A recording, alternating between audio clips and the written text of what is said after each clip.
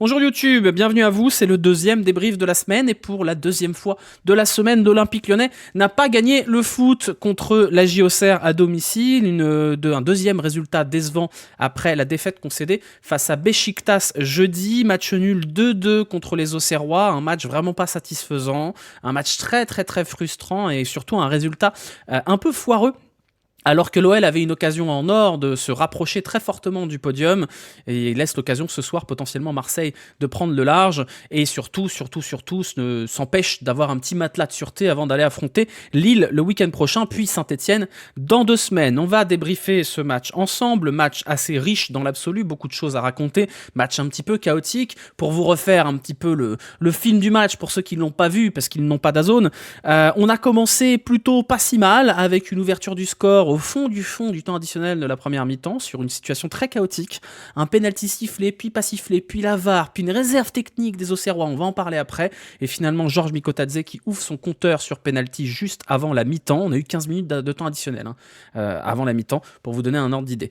Retour des vestiaires pas bon, égalisation évidemment d'un ancien Lyonnais par Sinali Diomandé sur corner frappé évidemment par un ancien Lyonnais puisque c'était Gaëtan Perrin à la baguette, puis l'OL réussit à faire le plus dur, c'est-à-dire reprendre l'avantage avec une superbe action conclue par Georges Mikotadze avec une célébration magnifique devant le virage. Là, on pensait que l'OL avait fait le plus dur, mais l'OL s'est endormi.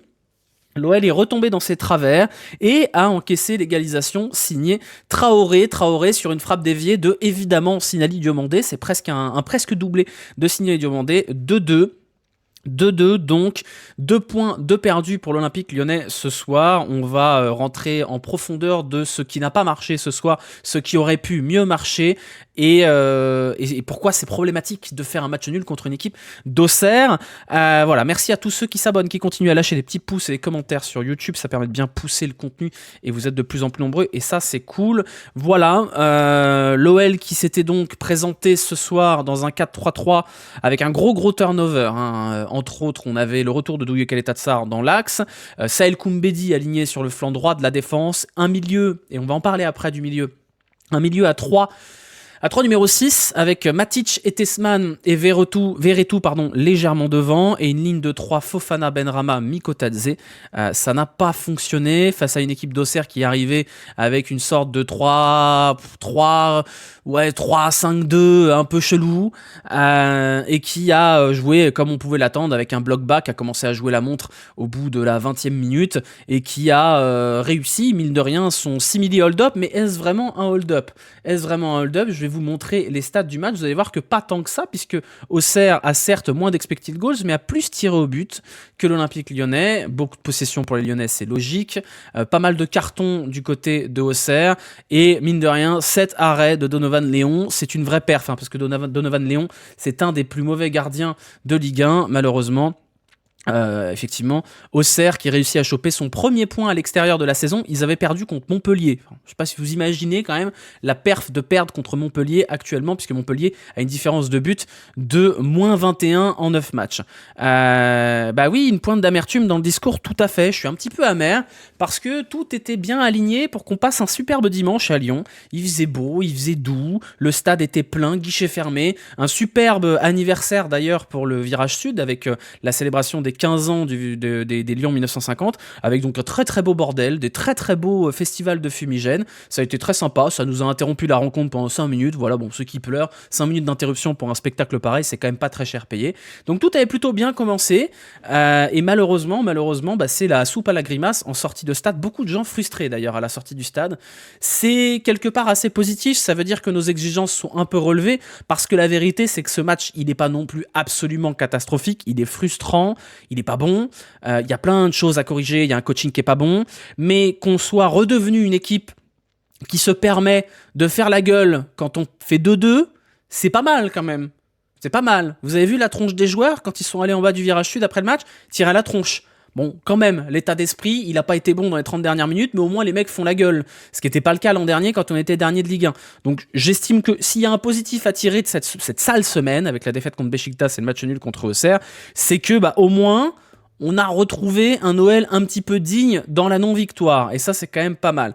Maintenant, effectivement, ça reste une très grosse contre-performance contre une équipe promue et qui a pas voulu jouer au foot. On doit être en mesure de se débarrasser de ce genre d'équipe sans trop de difficultés. Il y a eu pas mal de choses qui se sont pas très bien passées dans ce match. Ouais. Mais voilà, on a eu de manière générale une attitude qui n'était pas au top. Tactiquement, moi j'ai un petit souci. Parce que on a des matchs. En fait, c'est toujours un peu pareil avec Pierre Sage. Je pense que c'est un coach qui a un grand potentiel, qui a une maîtrise de la gestion humaine au-dessus de la moyenne, mais il y a des absences parfois. Et je suis encore une fois très très loin de vous dire que oh là là, Pierre Sage n'est pas l'homme de la situation. Oula, non, surtout pas. Je pense sincèrement que Pierre Sage est l'homme de la situation. Mais que Pierre Sage, c'est pas encore un coach abouti. Il y a un certain nombre de choses qu'il n'ose pas faire ou qu'il fait trop tardivement. Ce soir, et comme contre Beşiktaş, je pense que la défaite, elle repose sur les épaules de Pierre Sage. Parce que le coaching, il est très tardif. On n'a pas eu un coaching d'expérience. Quand tu réussis à mettre le 2-1, tu dois verrouiller. Contre une équipe comme Auxerre, le plus dur, c'est de marquer le premier but. Et le truc encore plus dur, c'est de remettre le deuxième quand tu te prends une égalisation malencontreuse. Le fait que cet Olympique Lyonnais n'ait pas été capable de verrouiller à 2-1, par naïveté, par une attitude parfois un peu nonchalante, parce que si vous regardez bien d'où vient le deuxième but auxerrois, c'est un ballon anodin. Et au lieu que ce soit Perry qui la prenne, c'est Doué Keltatsar qui envoie une grande chandelle. Et c'est cette grande chandelle qui derrière donne la frappe qui est déviée. Alors c'est pas de chance, effectivement, c'est pas de chance.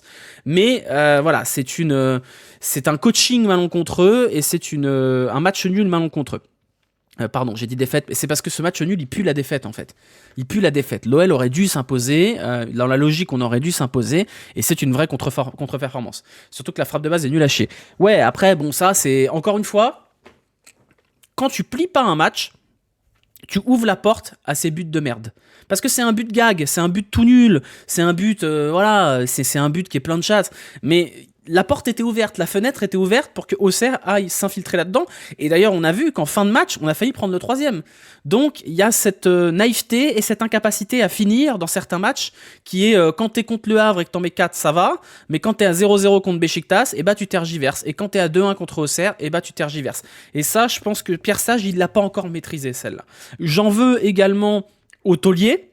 J'entends par ça les joueurs d'expérience qui sont rentrés à 2-2 et qui n'ont pas du tout pesé sur le match. La rentrée de Lacazette n'est pas bonne, la rentrée de Cherki n'est pas bonne, la rentrée de Zaha, à mon sens, n'est pas bonne non plus. Et je pense sincèrement qu'il y a aussi une erreur à la base de la compo.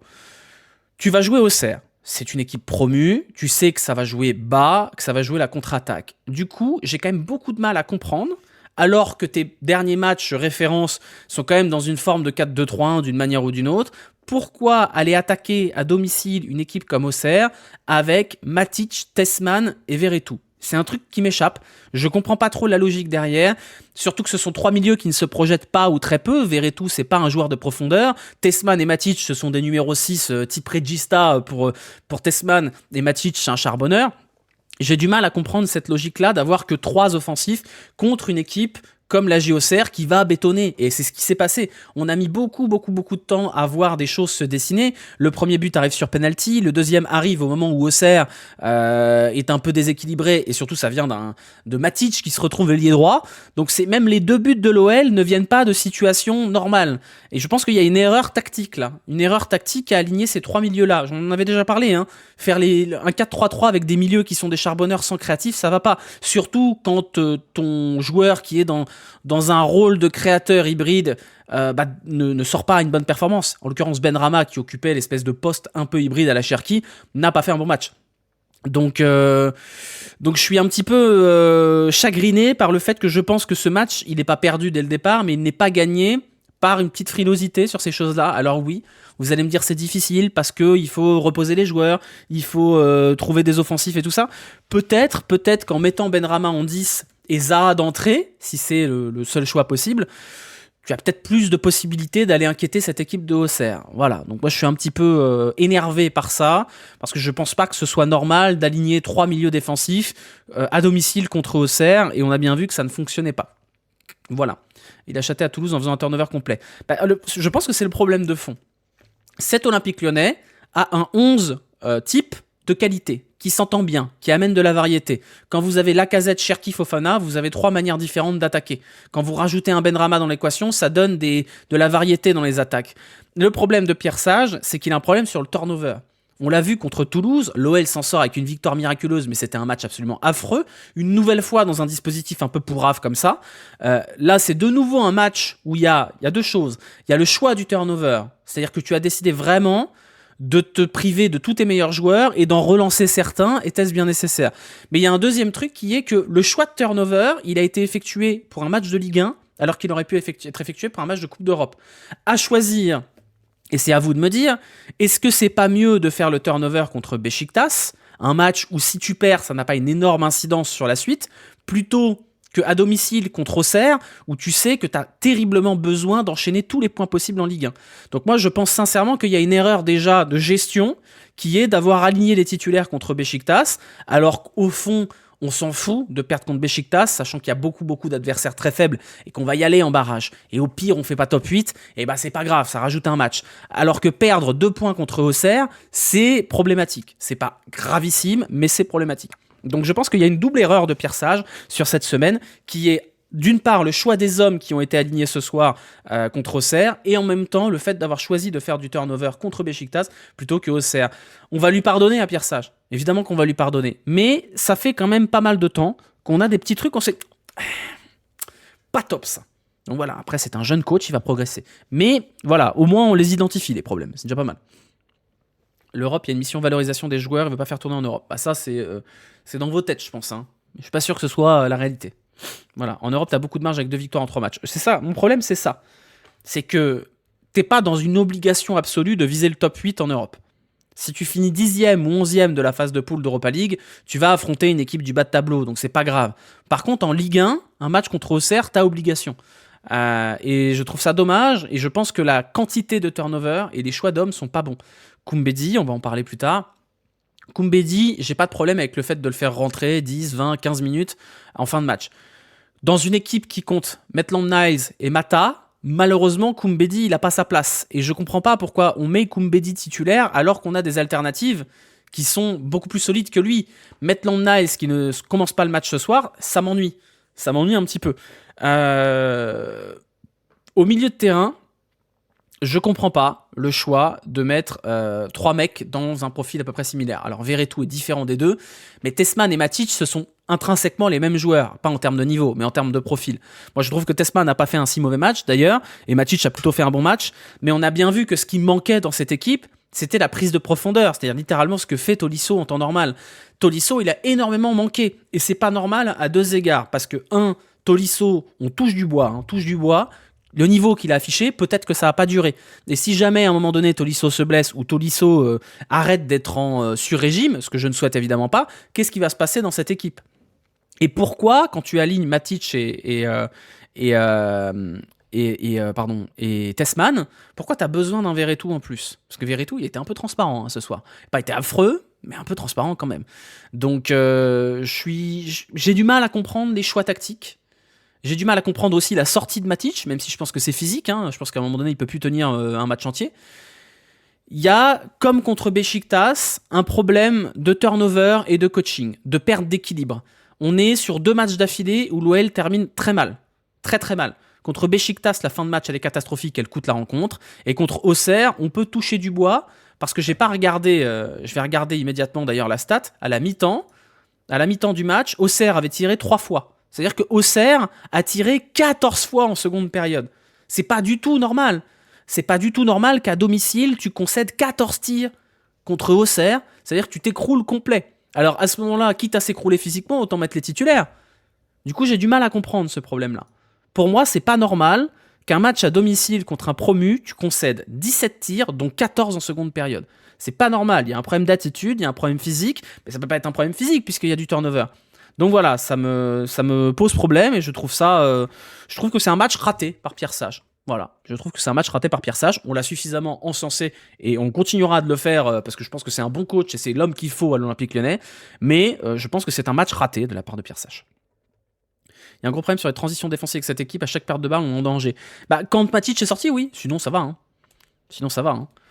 Voilà. Qu'est-ce que je voulais noter? Oui, je voulais noter deux choses. Parce qu'il y a deux choses qui, encore plus au stade, me saoulent. Mais me saoulent d'une puissance monstrueuse.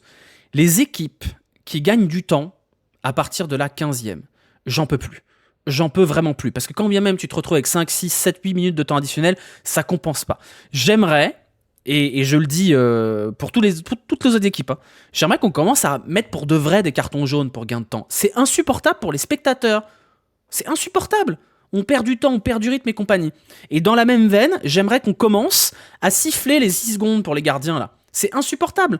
À un moment donné, vous avez Donovan Léon qui se met par terre sur un arrêt, il reste 10 secondes par terre, il se relève, il prend 10 secondes, et ensuite, il met 10 secondes à dégager. On a perdu 30 secondes. C'est 6 secondes, le gardien, normalement. C'est 6 secondes. Pourquoi on siffle pas des coups francs indirects? Je peux dire que ça les calmerait vite fait. Hein. À un moment donné, ça suffit, quoi. Qu'on mette des cartons jaunes tôt dans la partie, qu'on mette des cartons jaunes à foison sur les pertes de temps. Et je vous dis même pas ça de point de vue frustrant d'un mec qui en a marre de voir des équipes qui bétonnent, juste d'un point de vue spectateur, quoi. Le temps, c'est un spectacle quand même.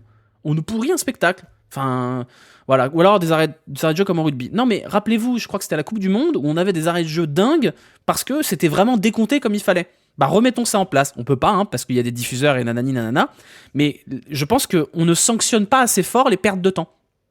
Vraiment. Je pense qu'en Ligue 1, et je sais pas comment c'est ailleurs parce que je regarde que la Ligue 1, je pense qu'en Ligue 1, on ne sanctionne pas assez les pertes de temps. On sanctionne pas les dégagements qui prennent 45 secondes, on sanctionne pas les gardiens qui mettent 10 fois plus de temps que les 6 secondes réglementaires pour dégager, et on sanctionne pas suffisamment, à mon sens, les mecs qui tombent par terre et qui se roulent par terre et qui font perdre 1 ou 2 minutes. Il n'y a pas assez de temps additionnel de manière générale. Ça me choquerait pas sur le match qu'on a eu aujourd'hui. On a eu 15 minutes de temps additionnel, mais c'était normal en première période, mais qu'on en ait 10 ou 12 en seconde période. Ça m'énerve, ça me saoule. Ça a été sectionné hier en D2, mais c'est ultra rare partout. Ah, je vous assure que le jour où il y a un gardien de Ligue 1 qui prend un coup franc indirect pour avoir dépassé les 6 secondes à la relance, ça va en vacciner plus d'un. Hein. Et franchement, je pense qu'il va falloir faire ça, parce que je sais pas combien de matchs, on a vu ça contre Nantes, on a vu ça contre Auxerre, on a vu ça contre Beşiktaş, évidemment. Oh, faut taper maintenant, ça suffit. Voilà. 8, c'était déjà énorme. Bah non, c'était pas énorme, je suis pas d'accord. Voilà, faut que le temps s'arrête dès que le jeu est arrêté, ça va résoudre ce problème direct. Je sais pas, mais c'est un sujet... c'est un sujet dont on parle tout le temps, le sujet des arrêts de jeu, de comment on le calcule, de comment on fait en sorte que ce soit équitable, etc. etc. Je continue de trouver que la manière dont sont gérés les arrêts de jeu, en tout cas en France, est calamiteuse. Quand vous avez 5 minutes d'arrêt de jeu, que vous avez un dégagement qui prend 1 minute 30, bah on vous rajoute 30 secondes. C'est pas normal. C'est pas normal. Voilà, c'est ça qui en parlait sur un match, genre 35 minutes de temps de jeu effectif. Ça me dérange pas, ça fait partie du jeu. Mais par contre, les choses qui font clairement perdre du temps, il faut que ce soit sanctionné ou répercuté comme dignement. Voilà, c'est tout. C'est pas ça qui empêche l'OL de gagner le match. Et probablement même que si on avait rajouté du temps additionnel, peut-être que Auxerre aurait marqué le 3e. Mais de manière générale, du point de vue spectateur, ça me fatigue, quoi. C'est hyper fatigant. T'es là, t'es dans un match, il y a du rythme, et puis il y a des mecs qui me font péter. Enfin, c'est chiant, voilà. Autre chose... La réserve de l'AJ Auxerre. On n'a jamais vu ça. Ça existe, hein, ça existe en district. Et ça existait il y a fort longtemps. Ça n'a jamais abouti à rien d'ailleurs. On est où là? On est où? Enfin, ça suffit un petit peu là, l'espèce de mythe comme quoi l'OL serait avantagé par les arbitres. Donc tout est permis. Tout est permis là. Comme dans l'imaginaire commun, ce qui n'est pas du tout vrai d'ailleurs, l'OL est avantagé par les arbitres. Alors dès qu'il y a une décision favorable à l'OL, quand bien même elle est totalement justifiée, ah bah alors là on peut arrêter le match carrément là. À réserve technique, on arrête le match. C'est normal? Pédissier, il a dit oh en fait on va pas valider la réserve parce que j'ai parlé avec l'arbitre et tout va bien. Mais on est dans quel monde là? Ça va pas bien, enfin c'est ouf. C'est une folie quand même. Donc maintenant, quand on n'est pas d'accord avec une décision arbitrale, on peut dire aux joueurs d'arrêter de jouer et poser une réserve en plein match. Et derrière, qu'est-ce qui se passe? Bah, y a un corner qui n'existe pas, qui donne but, et il y a un penalty sur Malik Fofana qui est pas sifflé. Bon, après on peut tergiverser. Mais dans quel monde on fait ça? C'est un fou, enfin... Vous vous rendez compte quand même? Il y a penalty, accessoirement, parce qu'il y a des oui, mais machin, il a pas sifflé avant ceci, cela. Moi, j'étais au stade. Je vais vous dire ce que j'ai vu au stade. J'ai pas entendu de coup de sifflet, et la preuve, il y en avait pas. J'ai vu le juge de ligne lever le drapeau. Mais un juge de ligne qui lève le drapeau, ça ne veut rien dire. Hein. Quand il y a un hors-jeu et que le juge de ligne lève le drapeau, on continue de jouer. Hein.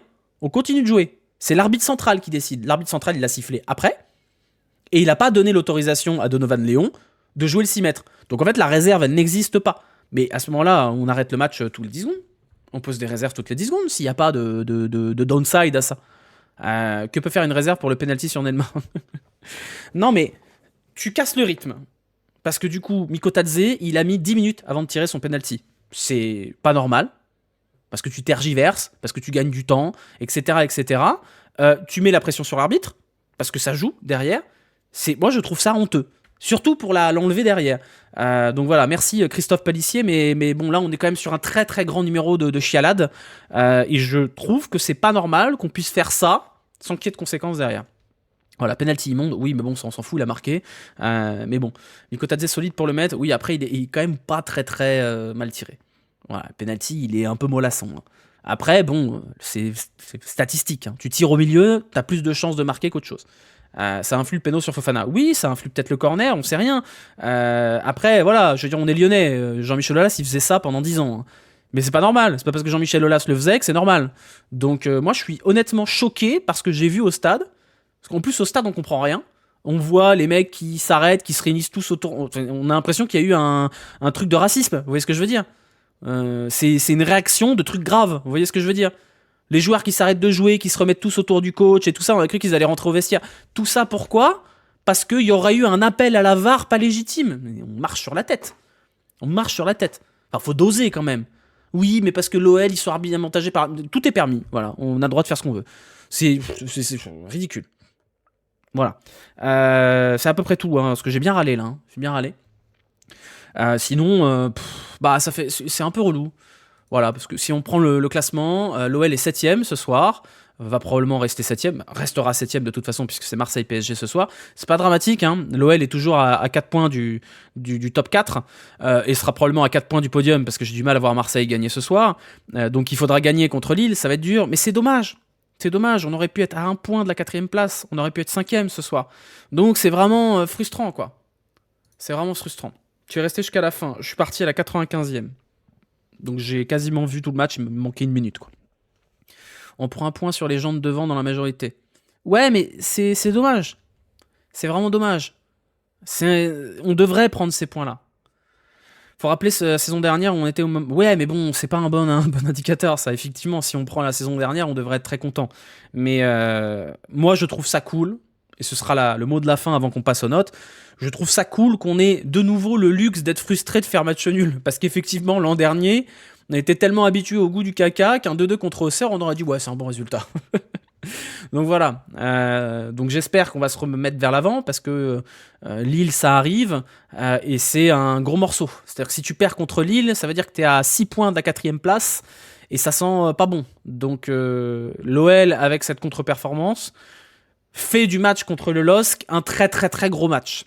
Donc voilà, c'est ça qu'il faudra garder en tête. Rendez-vous vendredi, parce que ce sera vendredi prochain, pour voir où on en sera d'ici là. Évidemment que Sage nous a sorti de la merde, et Sage aujourd'hui est le meilleur coach de l'OL sur ses 40 premiers matchs à la tête du club. Donc évidemment qu'on n'est pas là pour mettre Sage sous le bus. Mais on peut quand même... critiquer certaines choses de Pierre Sage. Hop, non, c'est pas ça que je voulais faire. Si, c'est ça que je voulais faire. On va passer aux notes. Les notes du match, voilà, elles arrivent, elles sont ici. Je vous rappelle que vous pouvez noter les joueurs. Je vous mets le lien dans le chat. Et si vous êtes sur YouTube, le lien est dans la description de la vidéo. Les notes du match. Alors, qu'est-ce qu'on va faire? On va commencer par Lucas Perry. Lucas Perry, à la fois... plutôt solide sur sa ligne, mais en même temps, et plutôt bon à la relance aussi, comme d'habitude, j'ai un problème avec les sorties, ou en tout cas les non-sorties de Lucas Perry. C'est le secteur sur lequel il doit progresser à mon sens, c'est les sorties aériennes. Ça n'en fait pas un mauvais gardien, bien évidemment, et ce soir il est bon, et il sauve le match dans les arrêts de jeu, accessoirement. Mais bon, le deuxième but, il plonge très tôt alors que la frappe part en tribune. Je vous trouve très généreux avec Perry. Hein. Je vous trouve très généreux, honnêtement. Il n'y a que 2 arrêts ce soir. Après, effectivement, on gagne 1 point grâce à lui. J'aurais tendance à mettre 5, moi. Au niveau de la défense ce soir, j'ai trouvé... On va commencer par celui que j'ai trouvé le meilleur. C'était Niakate. Après, c'est là où moi j'ai vu un problème. C'est qu'on avait un milieu qui était tellement pas capable de prendre la profondeur qu'on s'est retrouvé régulièrement avec Niakate entrée de surface. Je trouve que c'est un bon match de Niakate. Après, ça reste un match où tu prends 2 buts contre un promu, donc c'est pas un match où on va mettre des notes folles, hein. Donc voilà, après, il y a toujours ce problème, à mon sens, en défense centrale, qui est qu'on n'a pas ce joueur capable de casser la ligne par la passe. On avait Loukeba, on avait O'Brien qui était capable de le faire. Aujourd'hui, on n'a aucun défenseur central capable de le faire. Et moi, à la place de l'Olympique Lyonnais, je regarderais du côté du temps de jeu de Jake O'Brien du côté d'Everton, parce qu'un petit Prestiver, ça ferait pas de mal. Niakate, un petit peu, ouais. On va mettre 5 pour Niakate ce soir. C'est pas le match du siècle non plus. Quel état de Sarr, moi, j'ai un problème, parce que c'est un boucher charcutier à la relance. Le nombre de ballons en chandelle, le deuxième but, il part d'un dégagement foirax de quel état de Sarr, hein. Donc je suis pas d'accord avec vous, c'est 5, ça me semble cher payé. Oui, beau sauvetage à la fin, c'est vrai, mais fautif sur le but aussi. Donc moi je vais mettre 4,5 à Caleta de Sarr ce soir. Tagliafico un peu neutre, j'ai trouvé son placement pas forcément bon, parce que Tagliafico il jouait souvent très haut. Et du coup, Fofana est obligé de jouer plus bas, et ça a empêché, à mon sens, Fofana de vraiment peser sur la rencontre. Donc Tagliafico, je trouve pas que ce soit un super match de sa part. Je vais mettre 4,5 aussi, quoique même 4 en vrai. Même 4 en vrai, parce qu'il n'a pas été très bon ce soir, Tagliafico. Et alors par contre, le maillon faible de cette défense, ça a été Saël Koumbedi, qui a été en difficulté tout le match, et qui malheureusement, je pense qu'il n'est pas au niveau, Saël Koumbedi. Il n'est pas au niveau pour être titulaire en Ligue 1, il ne progresse pas. Ce qui aurait fait du bien à Saël Koumbedi cette année, c'est d'être prêté peut-être en Ligue 2 ou en bas de tableau de Ligue 1. Parce que ce soir, c'est vraiment, vraiment pas bon du tout, Saël Koumbedi. Et c'est 2,5, je pense. 2,5 pour Saël Koumbedi ce soir. Le milieu de terrain, j'ai trouvé Matic et Tessman plutôt intéressants. Dans le même style à peu près similaire. Matic au-dessus quand même. Parce que Matic, il m'a redonné l'impression du Renault Scénic à 300 000 km, mais qui passe le contrôle technique. Donc j'ai trouvé Matic plutôt intéressant. Et d'ailleurs, sa sortie a déséquilibré l'équipe. C'est pas anodin, à mon sens. Tessman, je l'ai trouvé assez intéressant. En vrai, plutôt propre à la relance. Intéressant dans le jeu long. J'ai trouvé le Tessman qu'on m'a vendu quand il a signé. Vous voyez ce que je veux dire ? Donc j'ai envie de mettre quand même une note sympathique à Tessman et Matic, parce que je les ai trouvés intéressants. Le problème, à mon sens, il est venu de Jordan Verretou. Jordan Verretou, transparent, moyennasse, j'ai pas aimé du tout. Et oui, c'est pas anodin, effectivement. Il a été pas bon dans l'animation, il était pas dans son rôle. J'ai eu l'impression de voir Cacré. Donc, il avait quoi dans le nez ? Je ne sais pas, mais c'est pas du tout un bon match pour Verretou. Un tir, 3 passes clés seulement, et pas un gros pourcentage de passes. Donc, on va mettre 3,5 à Verretou ce soir. Et alors, la ligne d'attaque, Benrahma, c'est vraiment pas un bon match. Vraiment pas un bon match. Il a endossé le costume de Ryan Cherki pour ce match-là, et je l'ai trouvé faible. Très très faible ce soir. Vraiment pas pesant sur le match. Autant contre Beşiktaş, il avait juste tout raté, avec 9 tirs. Autant ce soir, on l'a très peu vu, quoi. Une passe D pour Benrahma. Oui, c'est vrai que la passe D sauve son match, à mon sens. La passe D sauve son match. Mais c'est tout. C'est tout. Franchement, c'est généreux. Je vais mettre 4,5. Mais c'est généreux parce qu'à mon sens, dans son match, il n'y a que la passe D qui est quand même importante. Mais voilà, il y a globalement que ça. Malik Fofana, je vous trouve très généreux parce que je vois vos notes à côté, vous avez mis 5,4. J'ai pas trouvé que ce soit un super match de Fofana, très honnêtement. J'ai pas trouvé que ce soit un super match. C'est un match où il a eu quelques fulgurances quand même, ok. Mais j'ai pas trouvé Fofana extraordinaire. Je pense qu'il n'a pas été... il n'a pas été très aidé par le fait que Tagliafico n'était pas dans son assiette. Après, bon voilà, c'est vrai qu'il y a la barre transversale où franchement si ça rentre, c'est le but de l'année. Match un peu neutre, quoi.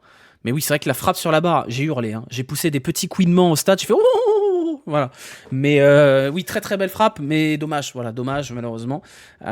Pour Fofana, il n'a pas été très très... On va mettre 5, on va être généreux, on va mettre 5. Voilà. Mikotadze, première mi-temps très compliquée pour Mikotadze. Même le penalty, j'ai eu très très peur. J'ai presque énormément stressé sur le penalty parce que je me suis dit si jamais il rate le péno, Mikotadze, c'est fini, c'est terminé, on le perd pour de bon. Serious Dindon, c'est une très bonne vanne. Voilà, Mikotadze, super match, super but. En tout cas, super deuxième. Ça me fait plaisir pour lui. Ça me fait plaisir. La célébration, elle sentait le bonheur. Maintenant, c'est pas le. Je dis super match, non, pas super match, c'est pas vrai. Après, pas beaucoup de ballons touchés. Je crois qu'il a touché une vingtaine de ballons maximum. On va mettre 6,5 d'encouragement. Le match vaut 6, mais on met 6,5. Et Pierre Sage, ce soir, c'est un match raté de la part de Pierre Sage. C'est un coaching raté. C'est des choix d'hommes qui sont ratés. C'est vraiment pas un bon match de Pierre Sage. Donc on va mettre 3. Hein. C'est pas non plus, ça reste un match nul. C'est pas une défaite. Oui, c'est très généreux. C'est vrai, on va mettre 6. Voilà, vous avez raison. On va mettre 6. Voilà, on n'a pas parlé des entrants et c'est normal, il n'y a pas grand chose à dire. L'entrée de Lacazette, elle est anecdotique. L'entrée de Cherki est pas bonne du tout. Et l'entrée de Zaha du stade, j'ai pas aimé du tout, même si on peut pas lui reprocher d'avoir été mauvais dans l'attitude. Juste, il n'a pas été 6 pour un doublé. T'as un but et un penalty, hein. Un penalty qui est pas très bien tiré. Donc oui, je suis désolé, 6 pour un doublé, oui, voilà. Quand je vois la capacité de Benrahma à jouer à gauche, je me demande s'il faudrait pas tester Fofana à droite. Peut-être. Peut-être, ouais. Hensley Maitland, je rentre trop tard, je suis d'accord avec vous. Voilà, on a terminé ce débrief. Je vous rappelle que vous pouvez pronostiquer le prochain match. Vous tapez point d'exclamation prono et vous mettez le score du prochain match. Le classement n'a pas beaucoup bougé, hein. Vous étiez pas nombreux à avoir pronostiqué un match nul. Le seul dans le top 10, c'est Gaëtan qui du coup remonte dans le top 10, mais c'est toujours Joe qui est en tête avec 24 puntos. Je vous rappelle qu'il reste encore une poignée de matchs, une dizaine de matchs, avant de donner le prix pour le leader à la trêve, le champion d'automne des pronos. Ce sera un maillot dédicacé de l'Olympique Lyonnais, donc continuez à parier. Hein. Je vous rappelle qu'il y a, si vous avez un bon prono, vous marquez des puntos. Si vous avez le bon écart de but, vous marquez plus de puntos. Et si vous avez le score exact, vous marquez plein de puntos. Voilà, c'est comme ça que ça marche. Le barème. Prochain débrief, ce sera vendredi soir à 23h. Ce sera le match contre le LOSC, une très très grosse affiche, une affiche déjà décisive pour le top 4 et la qualif en Ligue des Champions. Soyez là. En plus, ce sera les retrouvailles de Bruno Genesio avec l'Olympique Lyonnais une nouvelle fois. On sera là. Débrief prévu 23h. Prochain live sur la chaîne, ce sera une nocturne mardi, une nocturne placée sous le thème du cyclisme puisqu'on débriefera le parcours du Tour de France qui sera annoncé mardi dans la journée. Voilà, les notes du chat, j'ai oublié les notes du chat, pardon, excusez-moi, vous avez tout à fait raison. Voici les notes du chat, voilà, les notes de la commu sont à peu près similaires aux miennes, hein, en réalité. Vous avez été peut-être un peu plus généreux sur Verretou et un peu moins sur les autres de manière générale. Voilà, pas d'ancien Lyonnais à Lille pour nous la mettre, non, je ne crois pas. Il y a Samuel Umtiti, mais il sera blessé, je crois, mais c'est à peu près tout. Le Genesio Ico, effectivement, il y a pas de... Non, attendez, je réfléchis. Non, il n'y a pas d'ancien Lyonnais à part ça, hein. Pas d'ancien Lyonnais. Voilà, on a terminé ce débrief. Je vous souhaite à tous une bonne fin de soirée, hein, une bonne fin de dimanche, une bonne fin de cette sale semaine, en vous souhaitant de prendre du plaisir ce soir, que vous regardiez le Grand Prix ou le Classico. Et on se retrouvera donc mardi soir pour un live nocturne. Enfin, ça fait longtemps que je vous l'ai dit, je ne l'ai pas fait la dernière fois parce que j'étais trop fatigué. Mais là, ça va, j'ai la pêche. Voilà, je vous souhaite à tous une bonne fin de soirée. On reste 5 minutes ensemble sur Twitch et après je vous lâche et vous pourrez aller manger votre poulet rôti du dimanche. Bisous, à bientôt, ciao YouTube.